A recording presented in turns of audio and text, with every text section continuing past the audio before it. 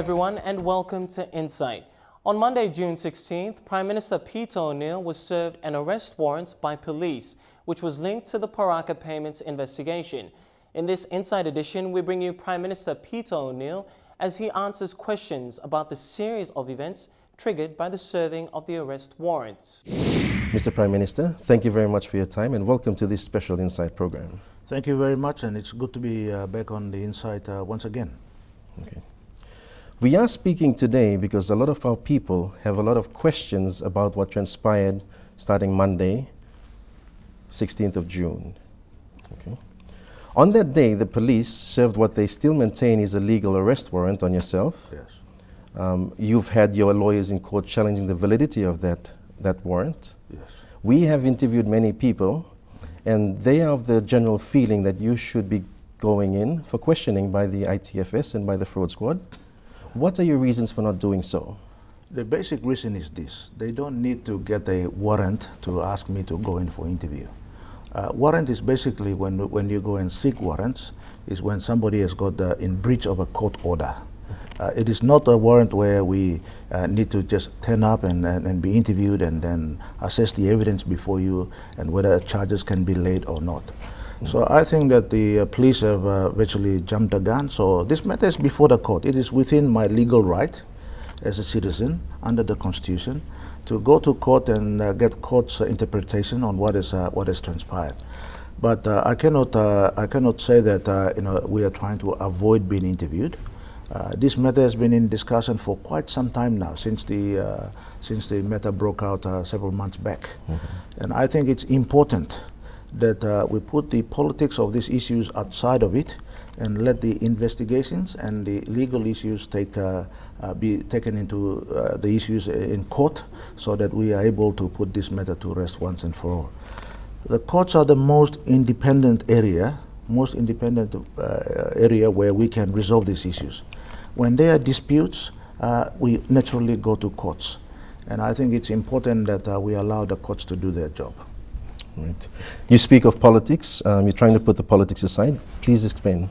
Well, when you can see in this particular matter, if you are going to go around arresting a prime minister, sitting prime minister, on a letter that has been forged, even the forensic results that I understand that has been gotten from Australia does not clearly, conclusively state that they can verify that this is a clear signature of the prime minister. It looks similar. It looks similar, but they cannot conclusively verify that. Now, when you're given those kind of weaknesses in the case, you cannot just for the sake of arresting a prime minister, you go and create an image where there is no command and control, there is lack of rule of law in the country, image of the country is being spoiled when we are starting to build up the investor confidence. So I think it's important that we maintain all these things in perspective. You must realize that there has been continuous political interference. Nama has gone to court. Polia has gone to court. Now the task force sweep and the investigators are trying to go to court. Now, when you know that task force sweep has been meeting at odd hours and at odd times with politicians on these matters, one can only feel that there is some political connotations and political interest creeping into the case. All we want is a fair, independent trial, fair, independent investigation. That's what we're asking for. And I think as a citizen and, of course, as a leader, it is only reasonable to ask for that. Okay. You've announced the appointments of Jeffrey Vaki as acting commissioner. Yes. And you've also announced the change of Kerenge Kua, replaced by Arnold Pala as justice minister. Yes. Were those changes necessary? Of course, there are two different circumstances. Okay. Two different circumstances. One, Jeffrey Vaki's appointment was done because Kulunga needed to step down. Kulunga stood down because of the conviction that the National Court gave it because of the contempt charges that he faced. Now, the Act is very clear. A person convicted under those circumstances cannot continue to hold the office. So as a result, NEC has to make a decision. Now, we recommended, in fact, I took the submission into Cabinet, and for me, I recommended the existing deputy commissioners to be active. But unfortunately, unfortunately, the Cabinet has got the final say. Many of the members of Cabinet felt that it is important to bring balance into all these issues. They wanted to bring someone who has not been involved in all this saga, someone who has not been involved in the 2011 impasse, and Vaki has been outside of all this. He has got no political relationships with anyone, so we felt that it is time that we bring in someone who is independent, who is the most experienced, 44 years in the police force, and that is why he is appointed. Now, we will go out and advertise the position. We will advertise the position. Everyone who's got interest in this job can apply, and I think it is important that the NEC, as the appointing authority, take charge of the issues that are before that. We will go through the normal process. We want to get somebody who's going to suit that, but right now, Mr. Vaki is the most qualified and most experienced policeman that we have got in the country to take charge of the issues. Mm-hmm. Now, in respect of our Attorney General's decommissioning, you know, it was a hard decision because he publicly, and especially among our colleagues, disagreed with the NEC decision, which endorsed the submissions brought to us by the Integrity of Political Parties Office and the Registrar, wanting to Parliament to approve the new changes to the integrity law. It is not one that I is proposing. It is not one that PNC party is proposing. This is proposed by the Registrar of Political Parties and that office. They are an independent office. They've done their own consultation, they've done their own assessment, and they've brought this legislation forward. And I know that the former Attorney General has got very strong views about that, which we respect. He expressed them in Cabinet, but unfortunately, the Cabinet has got a final say. And that is that they supported the Registrar's proposals, and we will take it to Parliament. But unfortunately, the former Attorney General disagreed. He started circulating the issues because he felt that the Parliament session was coming up and he needed to take his position. Now, we cannot go to Parliament with our Attorney General, our #1 legal advisor, disagreeing because of his own personal views against government's position. So that is why we had to part ways. It's not for any other reason whatsoever. He's a very smart man, he's a very experienced man, but you know, we are all mandated by our people to make those decisions, and at Cabinet we have to work under the protocols that we have established, that is to work together, and that is that we must respect the final decision of the Cabinet. If we all start to disagree with Cabinet decisions and make our own decisions, you will find chaos in the way governments run the businesses and affairs of our nation. So that is where we have concluded that on that particular issue about the former Attorney General. Okay.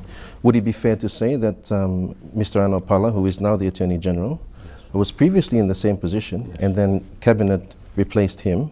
Yes. Would it be fair to say that he's supportive of Cabinet's decisions? Of course, he is an experienced man in himself, and because he's been a clerk of Parliament for many, many years. He's a lawyer by profession. We felt that when we came into government in 2012, Mr. Kua had the most experience in the legal issues and had the most experience as a lawyer, private lawyer. So we thought that Kua will suit that, and we moved Mr. Pala to transport. But the next person that is available for that position is Mr. Pala, and that is why he's there. He's an experienced man, and I think he will be a credit to the nation. The latest issue as of yesterday, or the day before, we've had Mr. Kua come out, we've had Mr. Pole made himself available to the police for interview. Yes. What's your take on that? Well, Mr. Kua and Mr. Pole are political animals. You know, they are politicians. They will do what they think it's right for them, not for the case or not for the interest of the country.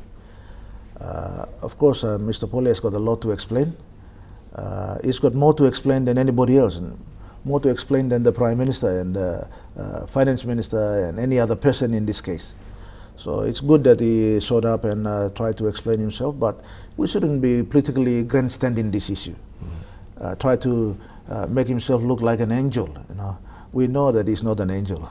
We know that you know, his ends are not clean into this issue. So let us put things into perspective. Allow our legal system to do their right thing. Everybody's got legal rights. and we will exhaust our legal rights as much as possible. For me, it's not about me personally. It's about the office of the Prime Minister and what will happen in the future if we set a bad precedent. We can't go around continuously arresting people for one letter that is not even conclusively saying that you pay Paraka 71 million. On that letter, there's not even one figure mentioned. So how can you say that, oh, 71 million kina was approved by Peter O'Neill? I have no powers to approve any invoice. I have no powers to approve anybody's payment. I can only recommend to officials, and officials can tell me, yes, this is appropriate in the budget, he's got a valid contract, it's gone through CSTB and he's got a legitimate claim, then they pay it. It's not for me to run around looking for checks. I've been treasurer for 12 months, and not one have I been down to the check printing area. Unlike some of the treasurers recent treasurers who have gone down physically standing over the check printing machine to try and collect a check. Now, that's a kind of leadership that they are trying to provide in this country. We can't have this rubbish. We need to take things into stock. Let us go to the elections in 2017. People can make up their mind, and I will respect their decision. It's not an issue for me. Life goes on, but we must make sure that our country must be stable for the future generation. Our country must be stable for the delivery of services. Many of our people around the country are not linked to services yet. I just been to Marawaka. Marawaka people have to walk 8 hours to Menyamea to go and get medical services. Another 8 or so hours to go to Bololo. Another 8 or so hours to go to Leh. These people deserve our attention. Recently I went to Jimmy River. The people out there are suffering. They live on mountains and there's no government service, no schools, no hospitals, no roads going in there. This is where the government is focusing through our district funding, making sure that we build the roads in there, we build classrooms, and it's happening as we speak. Many changes are happening around in the districts throughout that. That's what I want to focus on. I don't want to focus on this rubbish here in Port Moresby where individual con lawyers hanging around trying to influence government for their own selfish interest. That's what's happening. NGOs who are paid by politicians to go around and become a public nuisance. Same old faces you will see on TV. Same old faces going around in parliament standing. Why can't these people go and find a decent job? The rest of the country is trying to do something to make sure that their living standards improve. They don't want to suck off the public system. Why can't these people go and find a decent job? Be a positive contributor to nation building. And I think when we are linking places like Marawaka, Jimmy River, Kantiba, all these areas, Erawe to Kikori roads that we are building, Southern Islands to Kikori, Telefomin Road now down to, now we're starting to get that out from Telefomin down to Tabubil and Kiunda. This is opening up the country. Now we are linking up West New Britain and East New Britain. That's opening up the country. We're now starting to work on a program to link Kadrian to Kimbe. I think this country deserves more, and I think this government is heading in the right direction. People are seeing the presence of government for the first time in 40 years. In many communities throughout the country, they are seeing the presence of government. We must not stop here. We must continue to move on, and I want to reassure our people that we are here to stay. We hear your prayers, your support out there, especially our silent Papua New Guinean majority who are not living in Port Moresby, who are not NGOs, who are not paid by politicians to create havoc. Their prayers are heard loud and clear. We are here put here by the good Lord for a reason. We will finish our job, and I think our people understand that. Since Monday, since the issuing of the arrest warrant, in your press conferences you've stated that the issues surrounding the investigation task force sweep and senior members of the RPNGC may be politically influenced from the outside, rendering them compromised. Could you explain that, please? We have now got a situation where people are running around in hired cars. Who's paying for those hired cars? Individuals outside the police force are paying for it. We've got people who are communicating directly with the investigators. This is all political. If it was investigation done fairly, that is fine. We have no issues with it. But as I said again, you just cannot go around. If you look at that particular letter that we said it did not originate for our purpose, I'm saying that it did not originate from our office. When you look at it, it does not even say that you pay Paul Paraka. Now, you can't go around arresting people. We are saying you can settle the bills. Paul Paraka, as many of you would remember, is that he was engaged by the Somali government in 2002. It's got nothing to do with our government. We are just trying to clean up the mess that has been created for us. Now, in the process, they are accusing us of participating in this area, which is unbelievable. Because I want to assure the nation that we are very determined to cleaning up what has been going on. It has been hundreds of millions of kina. The 71 million kina that they are talking is just the tip of the iceberg. That is why we are establishing a commission of inquiry, just to go through everybody. Many of the people who are now claiming to be angels, many of the other firms who have been involved in the work that they've been doing for government, they've been overcharges, they've been paid hundreds of millions of kina. We have to subject all these things to a proper independent process. Because once we clean it up, then we can have a normal situation where our government agencies are saving our people and not saving individual people. So that is what is happening. In saying that, are you implying that the investigation task force sweep in its ambit of investigations did not include other areas except for Paraka?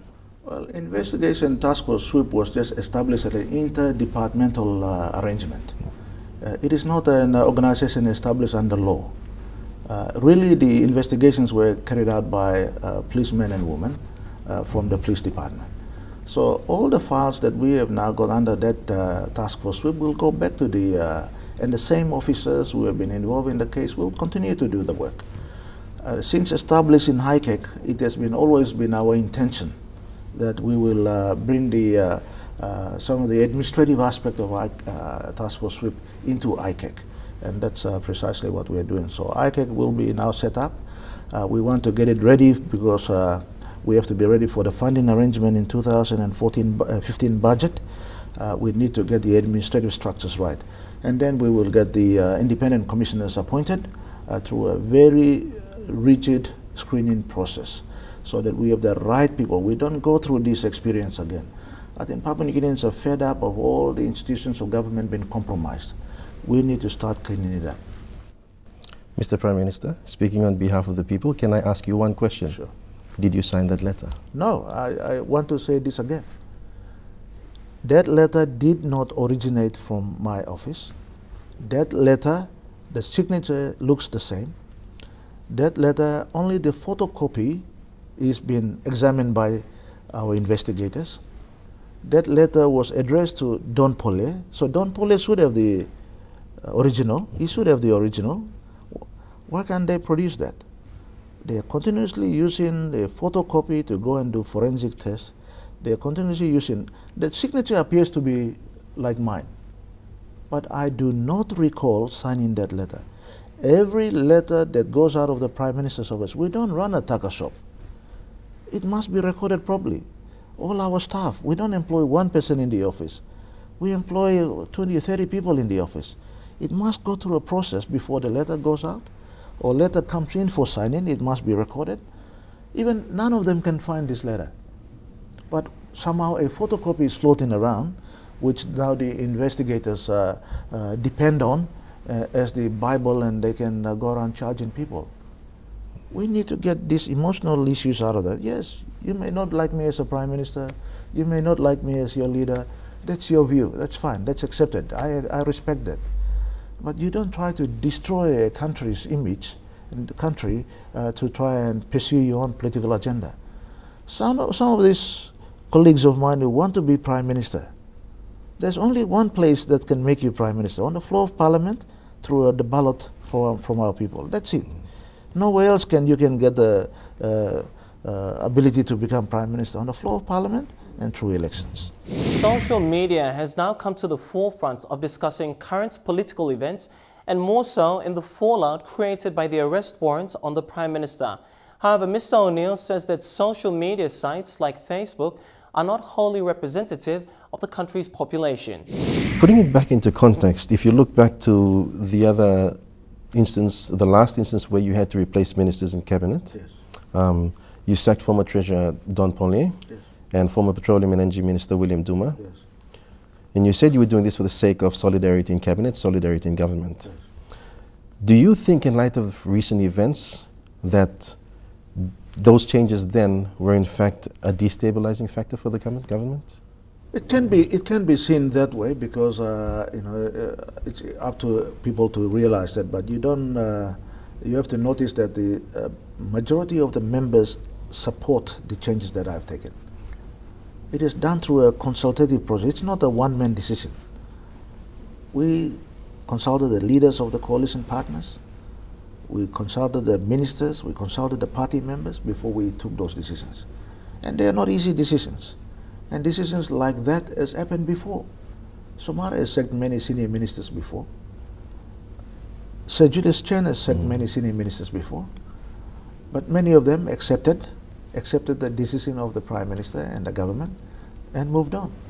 But some of these people are not willing to do that. They think that they are entitled to be ministers forever.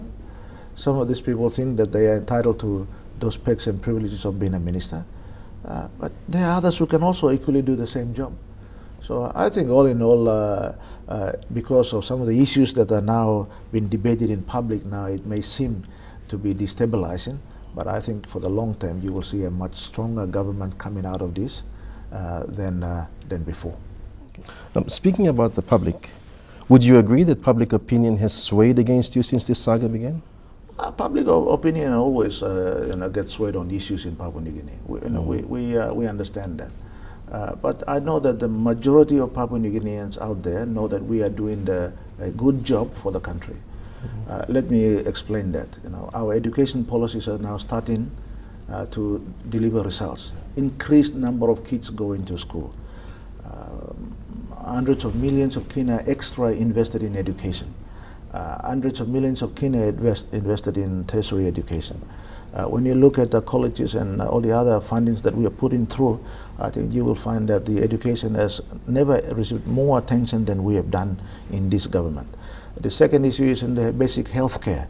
That is rolling out all throughout the country, and you can see structural improvements in the way we deliver health care now into the country. When you go to hospitals like Port Moresby, Engau, and you go to Hagen and all the other hospitals throughout the country, work is happening, infrastructure is improving, medicine is there, nurses are turning up for work, doctors are at hospitals on duty. That is an indication of a determination that this government has. Now, when you look at law and order generally throughout the country, major crimes have come down. Major crimes have come down. Despite some ethnic clashes in some of our major cities and some communities, generally the major crimes have come down. And when you look at the infrastructure investment we are doing, the investments we're making in all the wharves and jetties, the ports that we are building in Lae and the roads that we are building throughout the country, the roads that we are building in Port Moresby, Lae, Mount Hagen, the huge infrastructure investment that we are making is creating a lot of employment, making sure the economy continues to maintain the growth. I think that generally majority of Papua New Guinean, because not everyone is on Facebook, does not mean that there is lack of support out there. The Facebook subscribers are less than 1% of the population. Remember that. And when you talk about the silent majority, I think this government has got the support that it continues to enjoy, and that can be determined in 2017, just about 2.5 years away. People can decide whether this government has done the right thing or not. Then if they vote us out, I'll say thank you very much. We've done what we could do under very difficult circumstances, very difficult political environment. There are very many people who are very determined to get back into government by hook or crook. They're trying to get back into government because they've been feeding off the government system for many, many years. Many, many years. And that is why they're determined. Do we have to wait for ICAC to be established to find out who these people are? I think the police are doing an excellent job, but I think we need to make sure that the elements of undisciplined police we need to remove so that we can rebuild. We are trying to rebuild the police force structure in the country. We have invested more money. In fact, we have given more than what they asked for in the police budget in 2014. We are improving their housing conditions. We have increased their wages. We are making sure that they are well equipped, their uniforms are up, the training programs are up to date. We are rebuilding Bomana now as we speak. We are getting more new recruits coming in this year and last year than any other time in our history. All those investments are not wasted. They're starting to produce results like reduction of major crimes in the country. It's just one or two cases like this that think that the entire police force is not functioning. The police force is functioning, but we need to continue to get rid of policemen and women who are undisciplined, politically influenced, corrupt, who are on the take. Those are sort of people that we want out. To the Commission of Inquiry that you've announced, yes, to be headed by Justice Warwick Andrews, you've mentioned that it'll be focused on Paraka, but you've also mentioned just now that it'll be overseeing a lot of other things also. This is not a Paraka inquiry. I want the public to know this very well. It is an inquiry to look at the weaknesses and the issues of bad systems of approval processes about payments and brief outs of legal fees, legal work. That needs to be analyzed and how we do business from here onwards. Paraka and all the other law firms will be investigated according, and they have an opportunity to come to the inquiry to present their case. That firm will be one of the firms that will be looked into. Okay. But it'll be a wide-ranging as possible, and the aim is to make sure that we strengthen the structures of government within those departments that we are looking at. This Wednesday, the courts are to rule on the validity of the arrest warrant. We posed the question to Prime Minister Peter O'Neill on what he would do should the courts confirm its validity. Since the serving of the arrest warrant on Monday last week, and as is the case with any form of instability in the country, PNG has drawn both domestic and international interest. Prime Minister Peter O'Neill was asked to speak on the impact of this current situation. A question that has to be asked, Mr. Prime Minister, is what happens if the Supreme Court, in its wisdom, yes, allows for the arrest warrant to be actioned against you? Let's get to that point when we come to it. But our judicial system is very clear. Everyone is innocent until proven guilty. Now, this arrest warrant, the major issue about this arrest warrant is that nobody is accusing me of receiving any money from Paul Paraka, anyone. Now, even the police themselves know who has received the money. Why are they not arresting these people? Now, two, we have not determined whether the payments to Paraka and his law firm are legal or not. That's what we're asking the courts to determine. Determine that, yes, he has earned this money the right way because he has had a contract with the government for well over 10 years. In fact, the Somali government in 2002 gave him the contract. So, he's been paid legal fees over time. So the courts have to determine whether he had a legitimate contract, whether the fees were earned, whether it is rightly paid to him or not. If not, how can we recover those monies? If they were corruptly paid to officials who was paid, we need to check their accounts. Police have already done that. They know who received the money. So why are they not arresting these people? Some politicians who are now claiming to be angels and trying to be Mr. Nice Guy, their parties and themselves have received money. In fact, millions of kina. So why are they not arrested? This is just a political witch hunt trying to destabilize the government so that people can get into power. So I'm not going to give it into them easily so that they can have their field day tomorrow. The people of Papua New Guinea gave me the mandate. They gave me 27 members under our rules to come and form a government. I intend to run that government until 2017. When they make a decision that I no longer deserve their confidence, I will move on. Now, with everything that's happened since Monday, your personal views, what are the negatives to the country with a situation like this? I think there's a group of politicians, I think not more than 10, who are determined to destroy the country. Please explain how destroy. They're determined to destroy the country. Today, we have the highest investment confidence that has ever happened in our country. With the early delivery of LNG, with all the engagement that the government has been doing, promoting our image all throughout the world.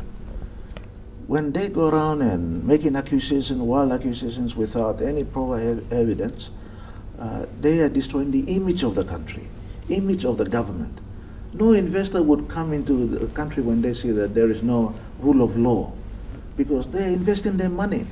They want to know that their money is secure in a country, so that when they want to take their investment out, it is safely taken out. They don't want to come to a country and invest where there is no respect for rule of law. And that's precisely what these people are trying to do, making sure that now that we are in court, they are saying, forget about the court's adjudication of these issues. Let us just arrest anybody, going around arresting a police commissioner. Now, how can you go around arresting your own boss? If you ever dispute with him, take him to court. Just like Vaki did to Kulunga. Vaki took Kulunga to court because he was terminated unfairly, and he was reinstated by courts, and the courts orders were not followed. That's why Kulunga was in contempt. So, we have rule of law in this country that is very, very strong. The judiciary is very strong. There are hard-working men and women there. We are helping them build the judiciary up. The more judges are being appointed now. It's good for the country.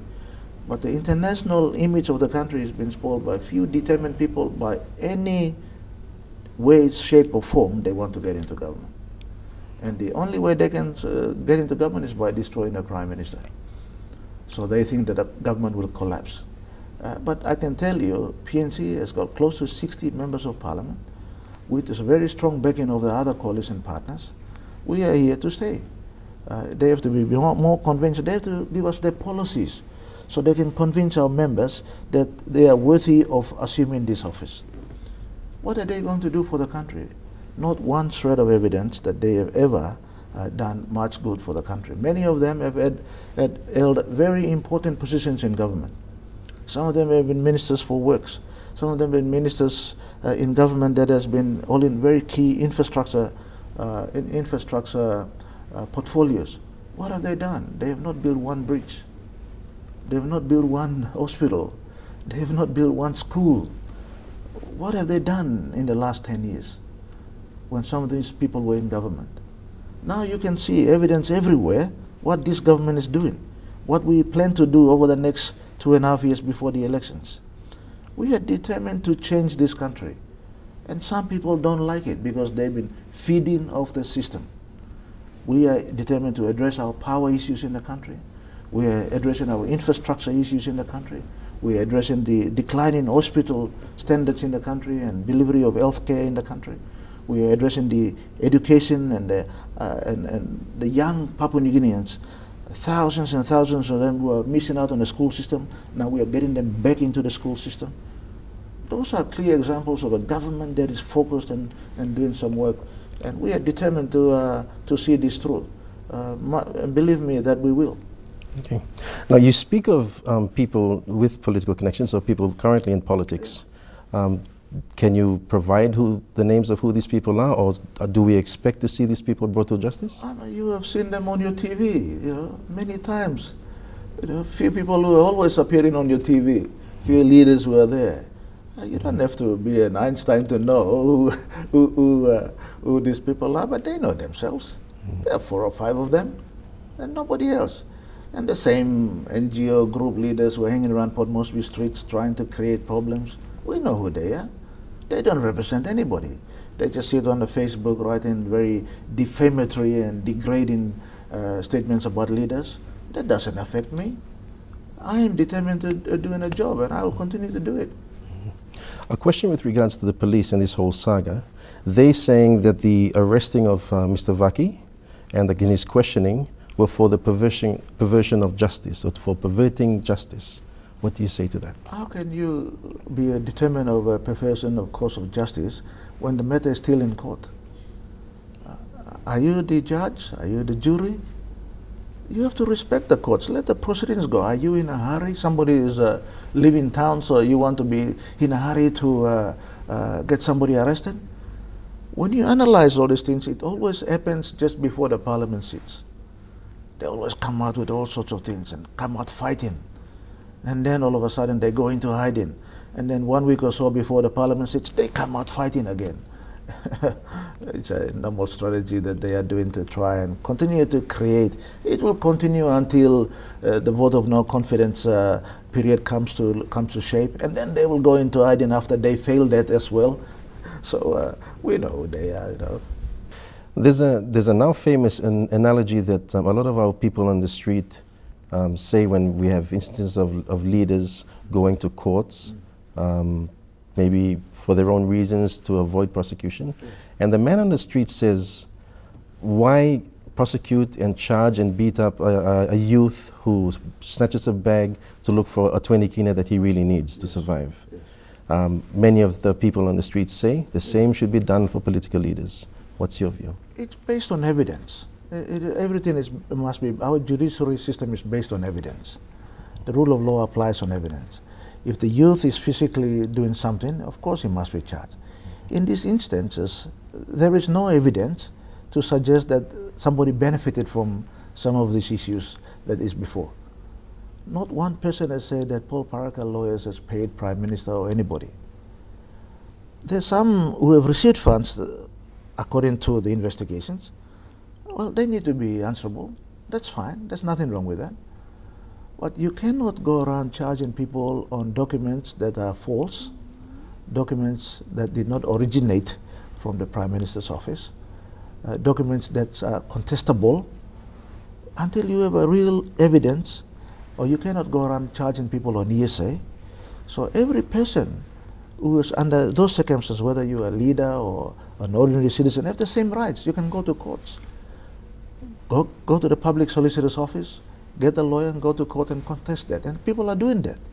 So I think, we've got a very strong judiciary system that is fair to everybody. And it's based on the principles of innocent until proven guilty. This is not about trying to avoid issues or but if I allowed somebody to charge the Prime Minister of a day on forged documents or documents that did not originate out of that office, God help this country. Next time around, the next Prime Minister can be under such arrangement. Every time there's a forged document out there, they will go and charge the Prime Minister. Now, we can't allow that kind of precedent. Setting a precedent is very dangerous because it has happened, now you can do it again. And that is why it is important that we set the right precedents for the future, that we must all respect the rule of law. Because running a country is not a simple thing. We sign thousands of letters every year, giving instructions, and business of the government must continue to run. We make some unpopular decisions every year, but it must be done in national interest. If you start charging prime ministers and charging police commissioners and all this, what would the international community think of us? What would the investors think of us?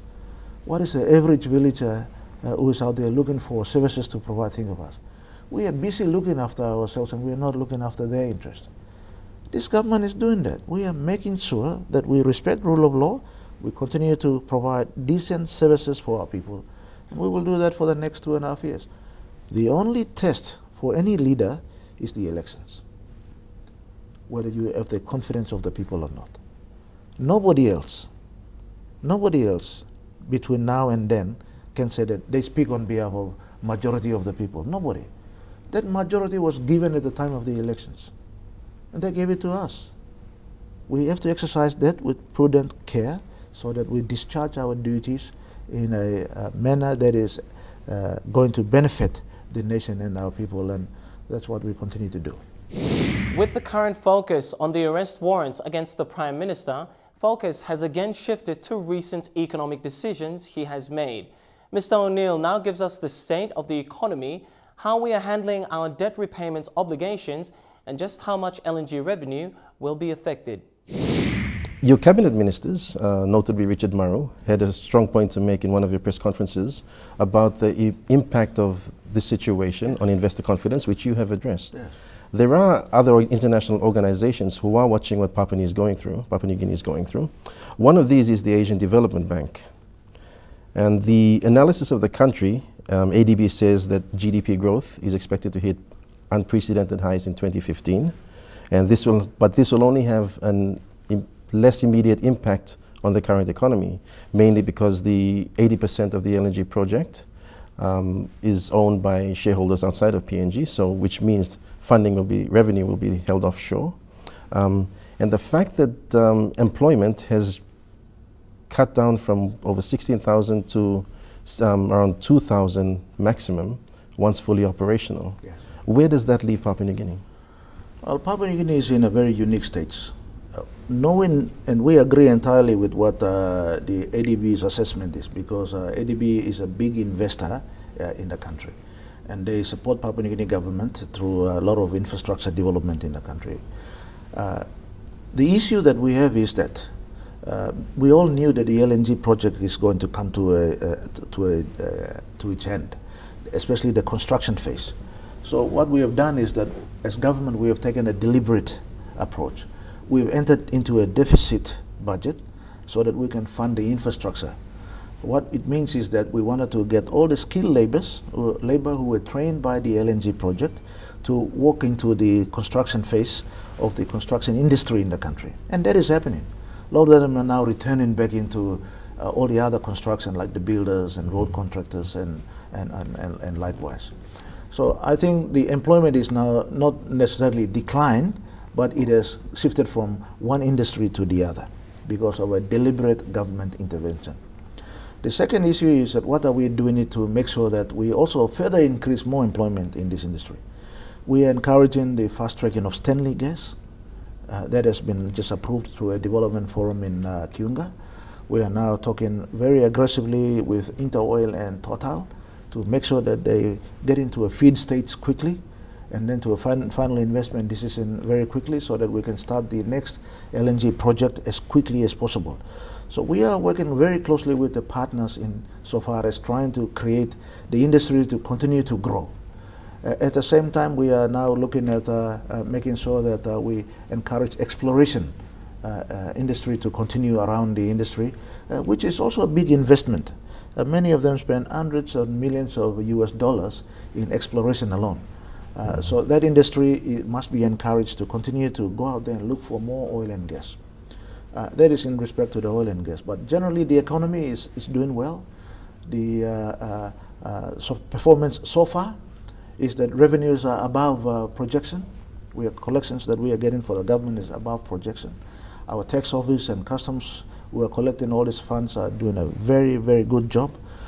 They are hardworking people. We are supporting them very well to make sure that they collect more monies for the government.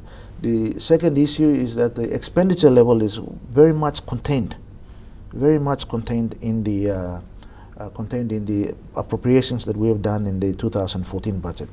So there is no over expenditure of government. So we are within the limits of what we said we will do.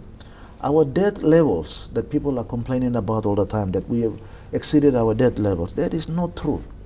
Many of our loans, especially foreign loans, are concessional loans, meaning that they are around 2% of interest rate. Many of our own borrowings for government expenditure is local because we don't want to have exposure on international exchange rates, which has been volatile, so that it can cost us more money than if we continue to borrow monies that are too expensive for the nation. So in today's terms, we are well below our limits that we have set up to 35%. I know people talk about the UBS loan, how is it been structured, and that has really exploded the debt levels of our nation. That is not true. We have similar debt levels when we had the Arab loan. We had 1.7 billion US dollars in the Arab loan, and UBS, as the replacement loan, is now 1.2 billion. So we've reduced it almost $500 million US in terms of real actual loans that we have taken up. Now we've also got it at a much lower interest rate, and at the same time we did not have to mortgage every asset of our nation. We did not mortgage Air New Guinea, we did not mortgage PNG Ports, we did not mortgage Telecom, we did not mortgage PNG Power. All the assets that PNG owns, we did not mortgage, only the oil shares.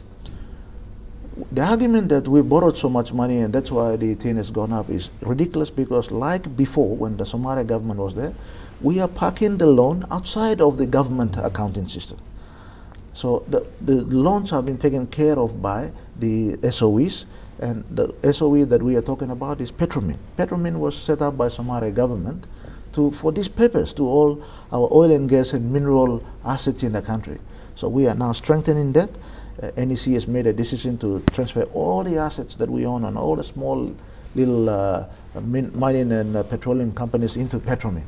So slowly we are rebuilding, and I think that by consolidation like that, you will find that you will have more opportunities to employ more people, invest more money, but it will be independent outside the government system, so it does not affect government's ability to borrow money, government's ability to expand on key service areas and key infrastructure in the country. So all in all, the future looks very bright.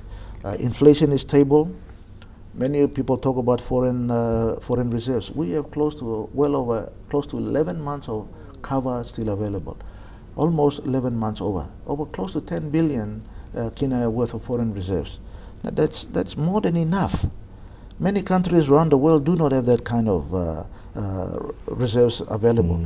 Central banks said that they are liquid, they are sufficient reserves to cover close to 10 or 11 months of foreign imports that are coming in. So I think that all in all, the economy is very stable. Only a bit of politics that is creating a little bit of inconvenience, but we'll get over it. One question that a lot of people have out there with regards to the UBS loan is how much of LNG revenue is parked against debt repayment? You know, the total LNG revenue that this country will receive is 50 billion US dollars. Is 1.2 billion is going to make a big difference? I asked that question. We are not going to go broke tomorrow because of the UBS loan. UBS loan is covered adequately by the oil set shares.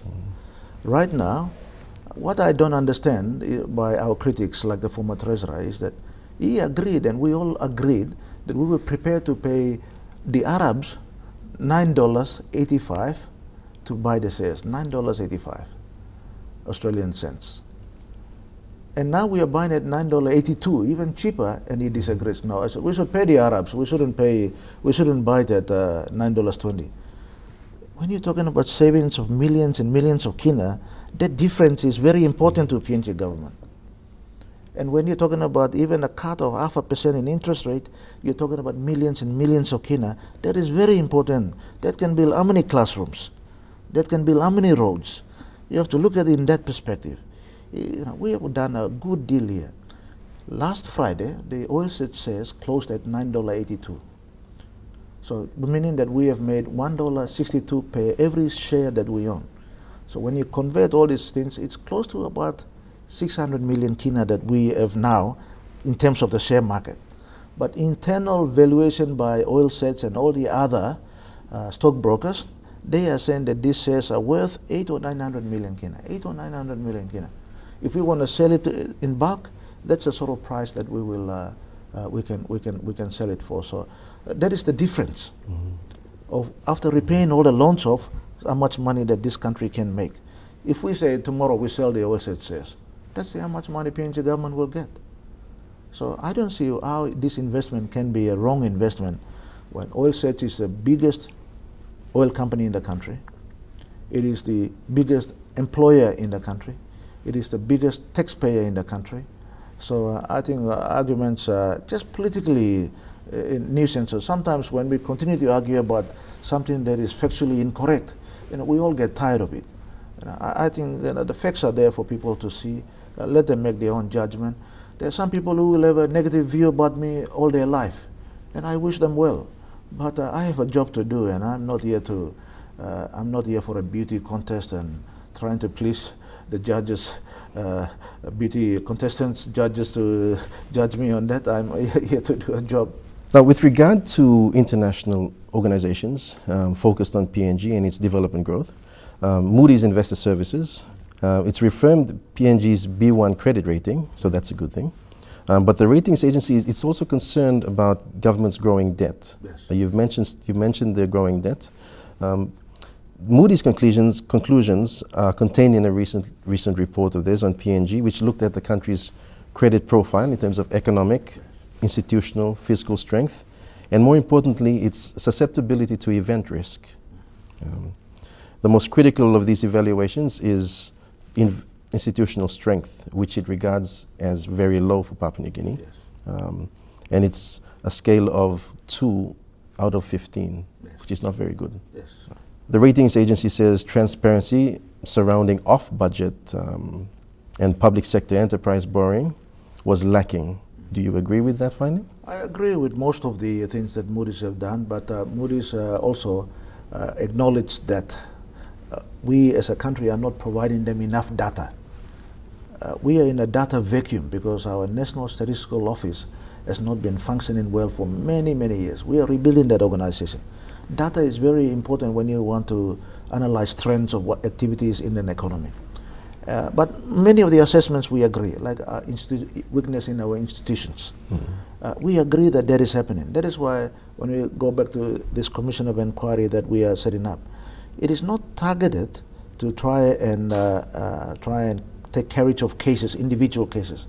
It is targeted at trying to strengthen institutional bodies like the Attorney General and Department of Justice, the Finance Department, the Prime Minister and NEC Department, our policing work that is going on. These are key institutions of government.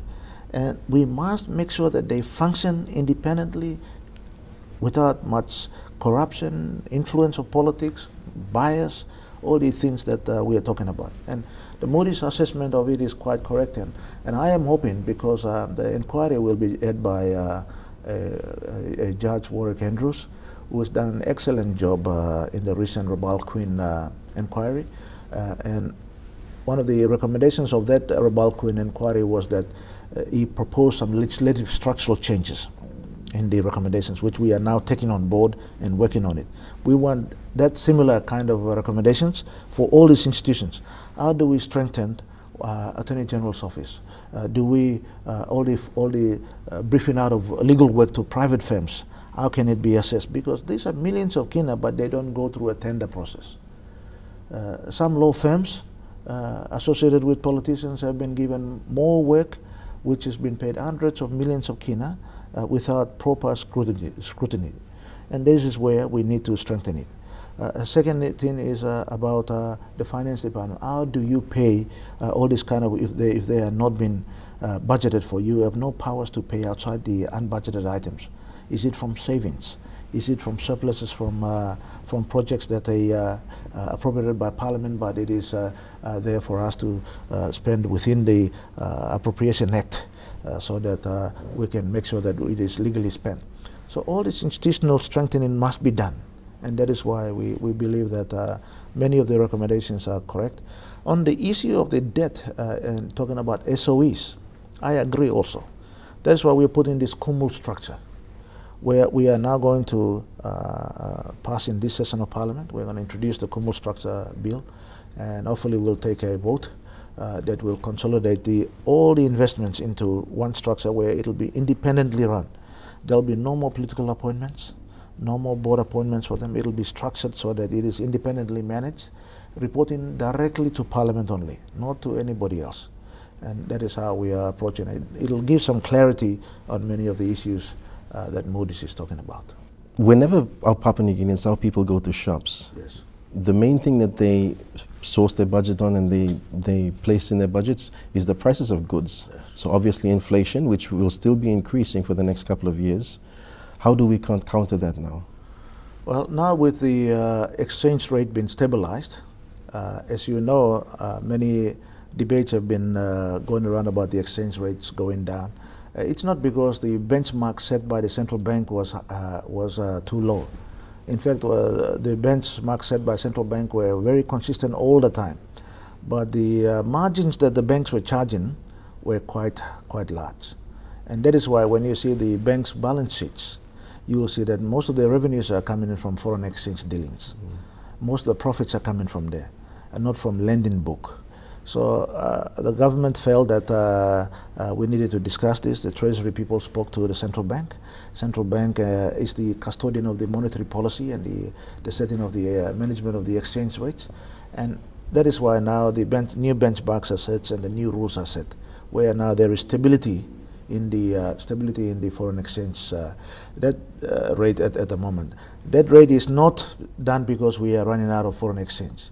as I said earlier, we've got 11 months or 10 to 11 months of cover foreign reserves, record levels of foreign reserves. We are able to meet all our obligations for the next 10 to 11 months. Therefore, I think it's important to note that many of the importers now, the cost of import will be down. I see no reason why they cannot adjust their prices downwards. The inflation should remain the same, and we have always predicted it's now averaging at about 4 and 5%, and that is expected to remain all throughout the year. It is that many of our traders are taking advantage and they're not reducing the price down. It should come down literally, because it is at a substantial increase in the exchange rate, which is a plus to them, and they should pass their savings on to the customers. There is no reason why traders cannot pass that savings. We will make sure we talk to ICCC and the price controller to keep a very close eye on this issue.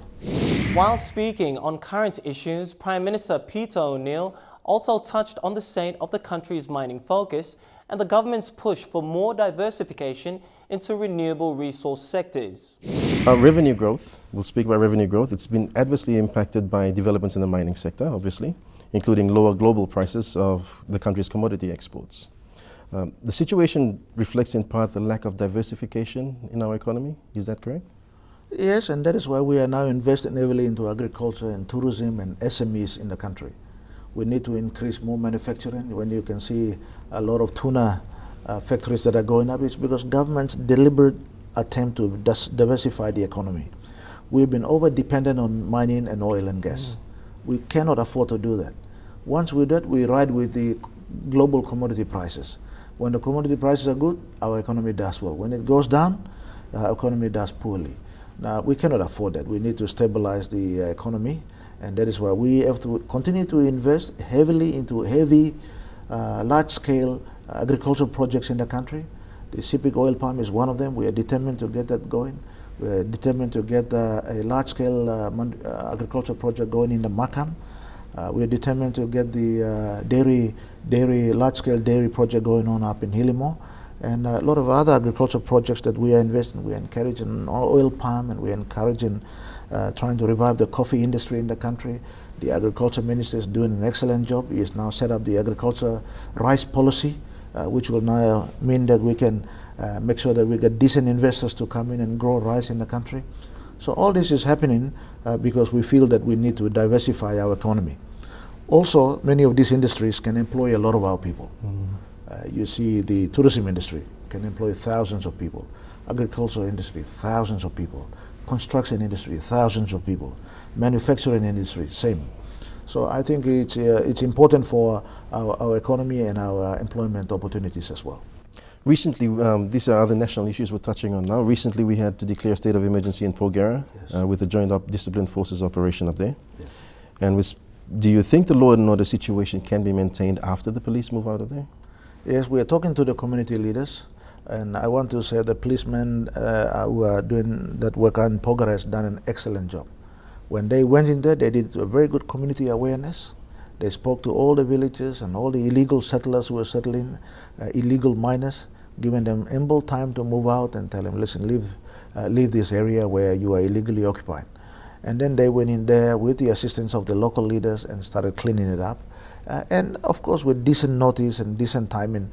And I think you will say that the situation is now coming back to normalcy in the area. Main thing now is to make sure that we beef up the police presence. We've got a new PPC in Enga. We've appointed him. He's now taking control of the law and order issues in Enga, and he's placing emphasis around the Porgera area. And I'm certain that the law and order issue there will be normalized as we go forward. Tomorrow, we will see the resumption of Parliament. Prime Minister Peter O'Neill previews some of the big laws that will be covered in the coming session and their context to the greater majority. So you made mention about SABLs this week. Yes. Please explain what the government is doing on that. Well, as you know, that the SABL inquiry did not give us the completed report because one of the commissioners, although he has been paid fully for the services that he has provided, did not submit his final report. Even to this day, I have yet to receive any form of report or any form of explanation. But the other two have done so, and we have used those reports to try and get our ministerial committee to reassess and try and also accommodate some of the other SABL leases that were missed out because the other commissioner did not submit his report. Recently, that committee, ministerial committee, came back to cabinet. Cabinet then decided to make sure that we cancel all the licenses. There are some SABLs who have got investments already been made by companies or landowners, and we are saying for them to come back through to government through the normal Lands Act so that we can process it as a normal lease. But that has to go through a process through the normal act. But as far as government is concerned, we are trying to now forfeit all the leases that has been out there. Cabinet has got to be very careful in how it approaches because millions of kina in some projects have been invested. Last thing we want to do is again get damages claims into millions of kina. We don't have the money to waste. We don't have the money to waste. We must be very responsible in how we manage it. But all in all, I can say this to the country, that all SABLs will be finished. There will be no SABL. It must go through the normal process. Okay. And on a final note, Mr. Prime Minister, what can we expect? Anything notable in the coming Parliament session? Well, Parliament session will now talk about the Sovereign Wealth Fund. We will talk about the Kumul structure. Those are the two key important legislations that we are trying to get through. I know that there's been a lot of discussion about the constitutional amendment on Section 145 on the vote of no confidence. I will put it to the party caucus on Monday night that we will defer so people can debate it more. People can debate this issue more. It's not about trying for us to protect ourselves in power. Section 145 is a good suggestion from the Register of Political Parties to create political stability.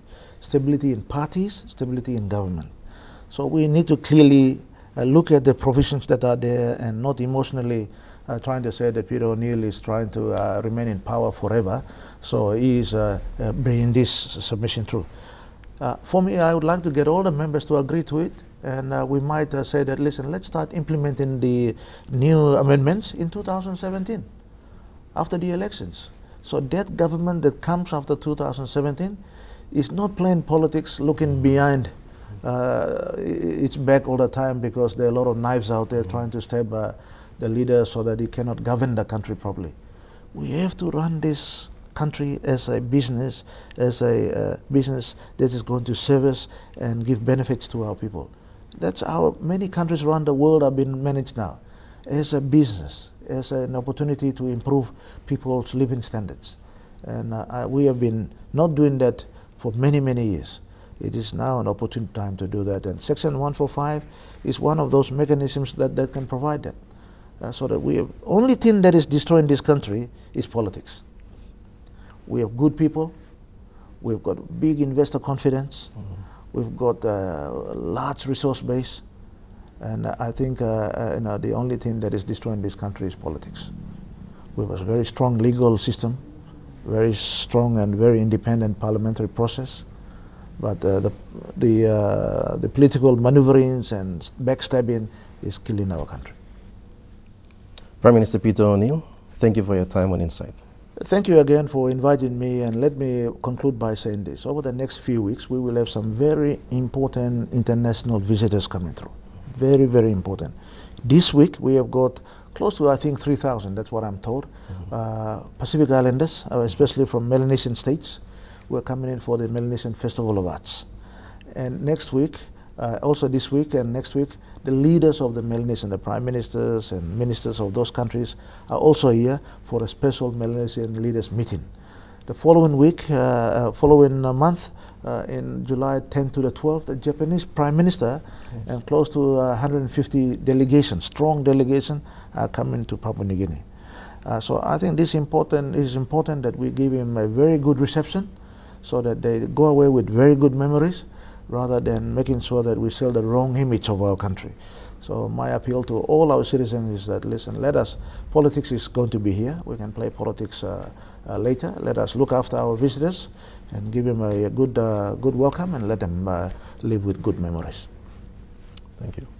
Thank you very much, and good to be on Inside again. And that ends this edition of Insight.